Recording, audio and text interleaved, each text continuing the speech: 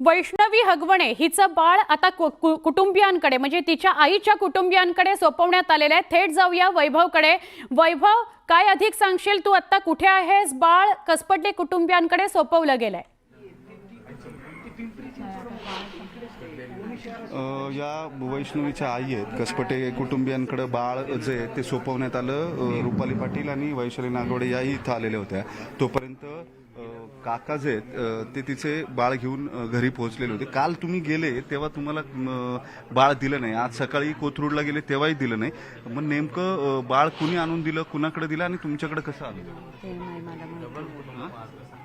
मला बोला तुम्ही बोला, ते घेतील काय आहे मनात ते बोला। म्हणजे 2 दिवस आमचे घरचे जात होते आणायला, पण 2 दिवस तो कोण नील चव्हाणे त्याच्याकडे होते, त्याच्या आधी कोणाकडे होतं ते बाळाला नुसतं इकडून तिकडं असे फिरवत होते। बाळ एवढं लहान आहे, त्यांच्या एवढंही समजलं नाही की बाळ आज आईचं ते चेहरा ओळखतोय। घरचे जे ओळखीचे असतात त्यांच्याकडेच राहतो, पण त्यांनी सारखं बाळाला पळवत होते। आमच्या घरच्यांनी खूप प्रयत्न केला। आज ह्या ताईंमुळे आमचं बाळ घरी आलंय। ह्या ताईंचे पण मनापासून आणि पोलीस प्रशिक्षणाचे त्यांचे मनापासून आभार मानते। आज आमचं बाळ घरात आल्याबरोबर माझी मुलगी जशी माझी वैष्णवी आली हा अनुभव मला झाला, आणि त्याला स्पर्श केल्याबरोबर मी माझ्या वैष्णवीला एक क्षणासाठी विसरले। तुमचे सगळ्यांचे मनापासून आज धन्यवाद करते, ताईंचे पण धन्यवाद करते। रुपाली पाटील सोबत आहे। रुपाली पाटील सकाळी निघालेले होते, त्या वैशाली नागवडे आणि ही फॅमिली जी आहे हे सगळे बाळ घेऊन।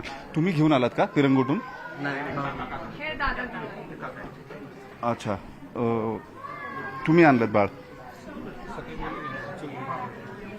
हे बाळ जे ते हे घेऊन आलेले होते रुपाली सोबत। आपण रुपालीशी 2 मिनिटं बोलूया, नेमकं काय काय झालं। तुम्ही दादांच्या अजितदादांनी नेमकं काय सूचना दिल्या होत्या तुम्हाला? तुम्ही वैशाली नागवडे सगळे आलात इथं पटकन आणि बाळही त्याच वेळेस आलं। नेमकं काल एक लक्षात घ्या, कालच मीडियावर निलेश चव्हाण म्हणून यांच्याकडे बाळ होतं, ते हगवण्याचे नातेवाईक आहेत, आणि त्याच वेळी त्याच्यानंतर आम्ही आमची ही सूत्र हलवलेली आहेत। बाळाचा ताबा हा कायदेशीररित्या बाळाच्या वडिलांकडे असतो, परंतु ते जेलमध्ये आहेत, आई हयात नाहीये, आजोबा फरार आहे आणि आजी जेलमध्ये। त्यामुळे संवेदनशील हा विषय असल्याने खरं तर बाळाचा ताबा हा आजी आजोबांकडे पाहिजेच होता। मग जे काही हगवण्याचे नातेवाईक आहेत त्यांच्याकडे एक आम्ही मेसेज दिला तुमच्याच माध्यमातून मीडियाच्या, की ज्यांनी कुणी बाळाला जवळ ठेवलं असेल त्यांनी बावधन पोलीस स्टेशनला आणून द्यावं, अन्यथा त्यांच्यावर सुद्धा कठोर कारवाई करण्यात येईल। तशी निलेश चव्हाणची तक्रार दाखल झाल्यानंतर त्याच्यावरही ती कारवाई होणार आहे। आणि आज ते लेकरू वैष्णवीचं बाळ त्याच्या आजी आजोबांकडे आलेलं आहे आणि ते सुखरूप आहे, याच्यातच खरी म्हणजे आम्हाला खरं समाधान आहे। कारण का बाळ खूपच लहान आहे आणि कायदेशीर काही असतात, त्याच्यामुळे पोलिसांना ते बाळ देता नाही आलं कोर्टाच्या ऑर्डरशिवाय। पण जिथे कायद्याचं जर चालू शकत नसेल तर एक समाजात काम करणारी आम्ही महिला म्हणून दादांना सांगितलं की दादा आम्ही ते बाळ आमच्या केस झाली तरी चालेल, ते घेऊन आम्ही कसपट्यांच्या फॅमिलीकडे सुखरूप पोहोचवणार आहोत आणि त्याप्रमाणे आम्ही बाळ पोहोचवलेलं आहे।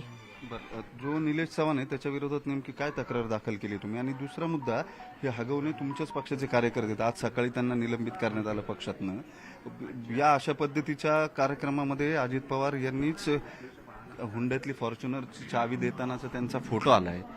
या सगळ्याला म्हणजे ताकद कुठून मिळते हे सगळं करायला? तुमच्या पक्षाकडून मिळते? कुठूनही ताकद मिळत नाही। मला मीडियाला विनंती करायची आहे की एकतर हगवण्यांना कोणतेही पाठबळ नाही। हगवणे हे एकत्र राष्ट्रवादी असताना सोबत होते, त्याच्यानंतर ते आमच्या पक्षाचे पदाधिकारी नाही।